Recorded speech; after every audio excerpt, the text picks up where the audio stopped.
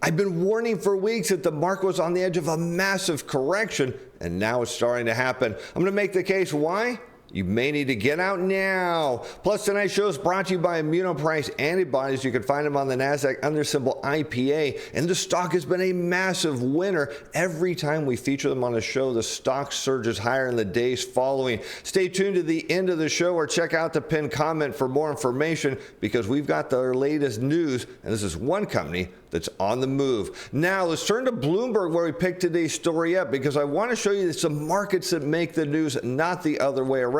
Let's first take a look at how the media interpreted what happened on Friday. And then I'm going to show you the real reason stocks headed lower and are likely to decline even more. And yes, the stock market finished the week on a down note with Friday's sell-up, which is in part sparked by mixed results from Amazon after the market closed on Thursday, as well as a weak job report about fears of the economic impact of President Donald Trump's sweeping global tariffs. But this wasn't new information. We've been seeing clear evidence that the economy was slowing down, and yet investors continued to pile into the Magnificent Seven stocks. Now keep in mind, people buy what is rising, so that's normal. The issue here is not that Amazon's earnings wasn't where everyone wanted it, had nothing to do with the trade war. It wasn't the payroll report. It was something completely different. Again, we've been talking about this over the past couple weeks. Now, however, the NASDAQ 100 remains up more than 30% off its low from early April, while the Mag 7 index is up more than 40%. And now, all of a sudden, those gains are raising questions among some Wall Street pros about whether the rally in tech has become overly stretched. And we've already known that it's been overly stretched because we know valuations are going the wrong direction. Investors are pushing prices higher, but companies are unable to meet those expectations. Now, Wall Street sets the bar low, so it appears that way, but what's happening here is price is moving up too much. In fact, Michael Hartnett, remember, he is Bank of America's elite strategist. He's warned that the bubble risk in stocks is coming this year, and he reiterated his preference for international equities in his note dated this Thursday. But yes, the issue is about valuations, but that's at least what the media wants you to believe. There is a real issue here that's facing the markets, one that we've been talking about over the past couple weeks. But let's talk about this valuation thing, because let's look at this chart here of corporate profits after tax. That's shown in blue against the NASDAQ 100 in red, both on a year-over-year rate of change. And you can see very clearly here, you can see that the NASDAQ on a year-over-year rate of change has been outpacing corporate profits. Now, what are we starting to hear from companies? That profits are headed down, and they're likely to head down in the coming quarters. At least that's what Amazon was suggesting, because the real issue here is that consumer paychecks aren't keeping up with inflation, means they don't have the money to spend, and that means it's going to get harder and harder for companies to justify their stock price. And after a period of significant weakness, we've seen the dollar find some bids given resiliency in the U.S. economic data. And this is another issue that's facing the markets right now. All of a sudden, the dollar is rallying. And why is that an issue? Because a weaker dollar helps a lot of companies drive their profit margin up, particularly from their international sales. So right now, we're also facing the risk that the dollar heads up. And let's take a look at this chart now as we overlay the nominal broad U.S. dollar index in red against corporate profits, still shown in blue. And you can see very clearly there are periods when the dollar is rising, and that pushes corporate profits down. And so the risk right now isn't it just that the consumers are slowing down, and it's the dollar rising. It's also the non-farm payroll report. Of course, that's what the media wants you to believe. But there's something else. It was so clear. And again, I've shown you this for the last couple of weeks. It's going to blow you away when you see it again. But let's look again at what's going on with the payroll report, because now as we overlay non-farm payrolls against corporate profits, both shown on a year-over-year rate of change, you can see as payrolls go down, eventually profits go down. It makes, again, perfect sense what we're seeing here. And what we have been seeing in the economy is that it's weakening. And as people lose their jobs, they spend less. And that means that profits can't keep pace with margin expansion. But what's the real issue facing the markets right now? What have we been warning about for the last couple of weeks? It's breadth with a D. Let's take a look at Bank of America's global breadth rule. It says you want to buy when the net 88% of markets in the MSCI All Cap World Index are trading below their 250-day moving averages. Now, currently it's at 64.4, so it's not flagging a buy signal. What we are seeing, though, in breadth is a massive sell signal forming. Now, let's first take a look at the breadth of the S&P 500. You're going to remember this chart. We've been looking at this for weeks, and I've been warning this was going to happen.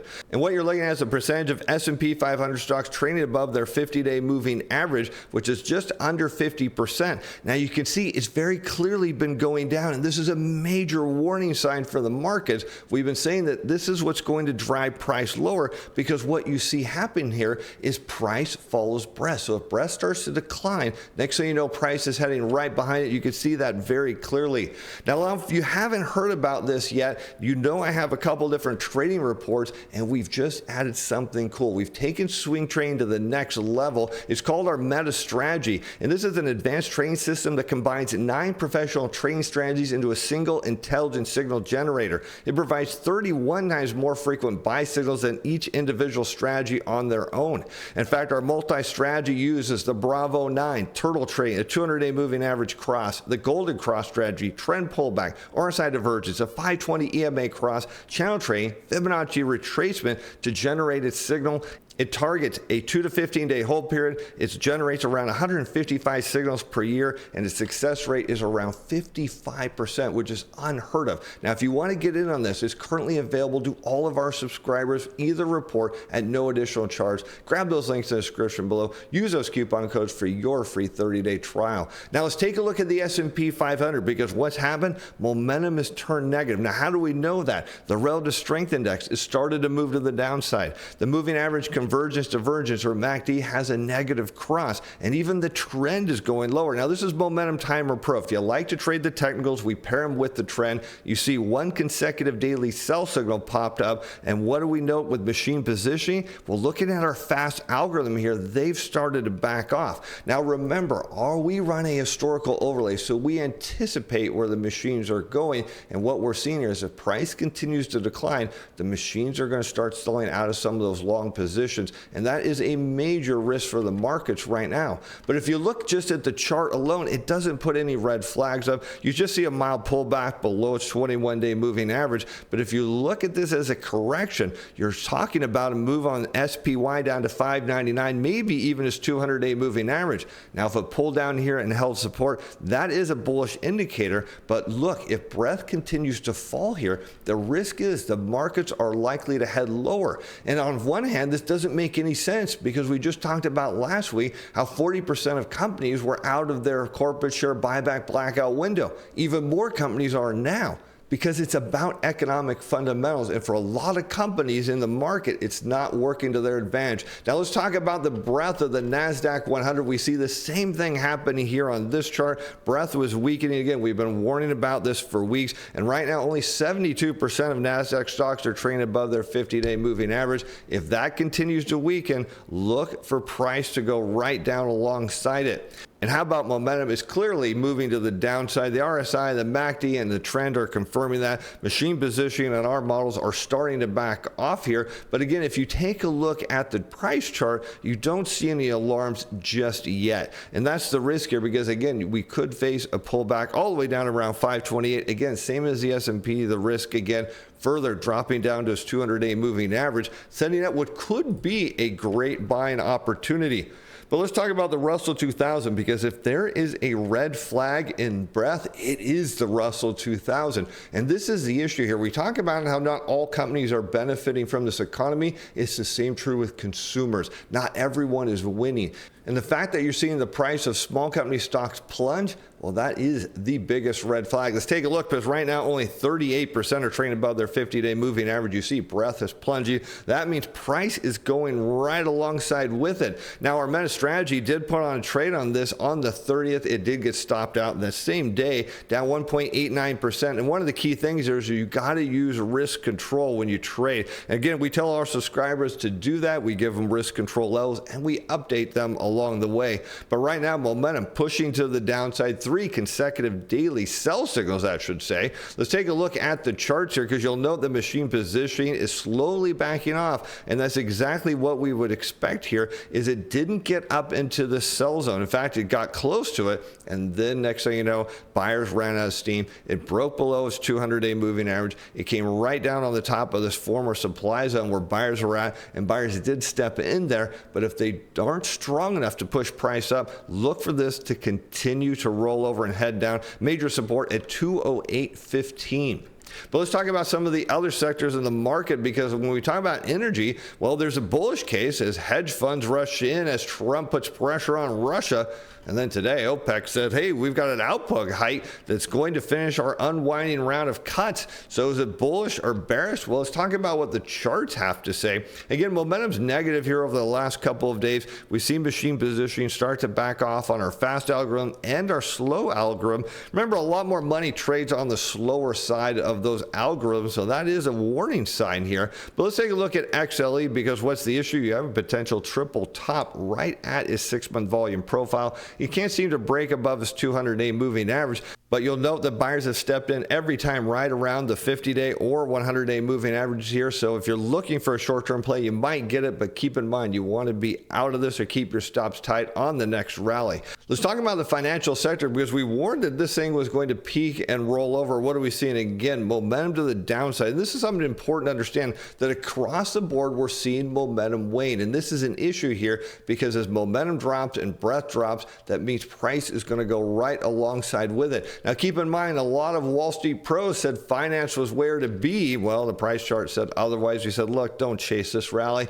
Don't think this is going to break out, and if you do, keep your stops tight. And a gap down, well, that's a good way to flush a lot of people out. Hit its 6-month volume profile. If it doesn't hold here, look for it to hold support around its 200-day moving average. If it doesn't hold there, well, watch out. There's a lot more downside for this market to come. But how about EEM? Remember, emerging markets was Wall Street's darling, and we said, well, you can play chase. In fact, we made money on that trade, and then we said, look, it's time to get out, and we did. We told our subscribers to drop that trade. Let's take a look at the price chart of EEM, because, well, it's starting to go the wrong direction and in a big way. And then we talk about the risk here. It's been crawling up its 21-day moving average, and now it's got a lot of red. Not a lot of buying support here. In fact, your next big buying support is right at that purple line, sitting at around 46.23. You've got the 200-day moving average at the 6-month volume profile. Again, suddenly on that non-farm payroll report, the market wants you to believe that everything went negative. In reality, it was all about breadth. Again, breadth was a warning sign. Now we're seeing it play out. Let's talk about the long bond, because all of a sudden it's taking off. For our subscribers, we put on several trades and bonds, and man, we nailed all of them. In fact, our meta strategy picked up TLT on the 31st. That trade up now 0.79%. We could see the machines are buying. We can see a small turn in momentum here. Let's take a look at the price chart of TLT and see if this thing's got more legs. Well, potentially, but remember, the trend is still to the downside here. So while we may see further pullback in equities, I don't believe that the case for the bullish case for bonds is here quite yet. I think we're close, but a pullback into the 6-month volume profile, in my book, would be super bullish.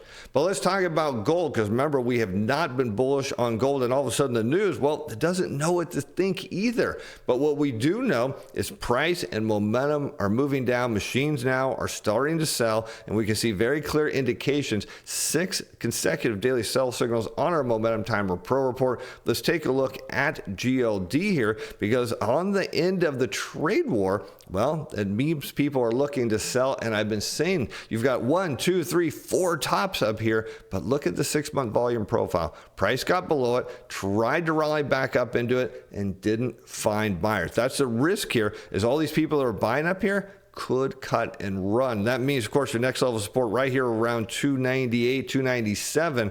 After that, you've got a ways to go, potentially all the way down to the 200-day moving average. And are gold miners confirming that? Well, yes, they are. Now, we put a buy and open on this on the 25th to our CTA Timer Pro subscribers. We got stopped out for a 0% gain. Again, it's all about risk control. That 1.97, that's what we up on last week's show. But again, when you make money, raise your stops to your entry point in case things reverse. Let's take a look at GDX here and see if we get the same picture. And the answer is we do. Price is running into the bottom side of his 6-month volume profile. That means all the people that were buying above that are likely to turn into sellers here if price doesn't move higher into next week. But how about the dollar? This is the wrecking ball. This was what could unwind everything. Now, our meta strategy put this as a buy it open on the 29th. It's currently only down 0.18%, but look at Momentum Time Pro. 6 consecutive daily buy signals. Machine positioning now is flipped. And what we do know is, broad speaking, is that machine positioning hasn't flipped for everyone else. So again, our program looks at historical overlay, tries to anticipate where all this is going. Now let's take a look at a price chart here that we're going to pull up, because the setup for the dollar is potentially very, very bullish here. Now, problem is I've got a lot of things on my chart. It took me a moment there to find it, but let's take a look here, and it's rising right above his 6-month volume profile. Again, looking at the potential 200-day moving average as a zone of resistance. It's kind of breaking out here. And again, this is a major problem for companies as they now post earnings, because going forward, they're not going to get a boost from a weaker dollar. But something that tends to get a boost every time we feature on our show, that is the stock for our sponsor of today's show, immunopriced antibodies. And again, you can find them on the NASDAQ under the symbol IPA. Let's take a look, because they are making waves in a big way. And immunopriced antibodies is a leader in using artificial intelligence to revolutionize drug discovery. Known as IPA, this tech bio company is pushing boundaries in healthcare with cutting-edge LensEye platform, tackling major diseases like dengue and diabetes. Let's dive into why IPA is a company to watch and what's driving their stock price to new highs. Immunopriced Antibodies is a trailblazer in AI-driven drug discovery, blending biology and technology to solve some of healthcare's toughest challenges.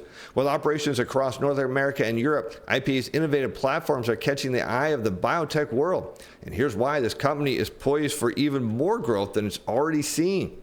On July 24th, IPA unveiled groundbreaking results from an expanded study of its LensEye platform powered by patented HYFT technology. LensEye can predict anti-drug antibody risk for therapeutic proteins in hours, not months, before clinical trials. Analyzing 217 clinical stage antibodies and nearly 900 HLA variants, LensEye flags high-risk candidates with composite score 54 or above signals over 30% ADA risk in patients. This could save billions by avoiding late-stage failures costing $1 to $2 billion per biologic. And then on July 29th, IPA reported record-breaking financial results for its fiscal year 2025. The company achieved record fourth-quarter revenue and adjusted EBITDA, driving by growth demand for its LensEye platform. With a robust pipeline of partnerships and expanding applications in drug discovery, IPA's financial strength positions it to lead in the biotech sector and capture significant market share. And why is IPA a company to watch? Well, its LensEye platform is slashing drug development costs and timelines while tackling risks like ADA early. Combined with stellar financial performance and global operations, IPA is redefining biotech innovation. Posts on X are buzzing with excitement about IPA's breakthrough, signaling strong market interest in this AI-driven leader. And immunopriced antibodies is redefining what's possible in medicine with AI-driven innovation. If you want to learn more about this rising star in biotech, visit IPAtherapeutics.com to explore their vision and groundbreaking work, and be sure to check them out on the NASDAQ on the symbol IPA. And as always with any company we feature on our show, you're under no obligation to purchase their stock. Be sure to research before placing any trades. And with that, I'm Steve Van Metre. Thanks for watching. Thanks for being fans. Bye now.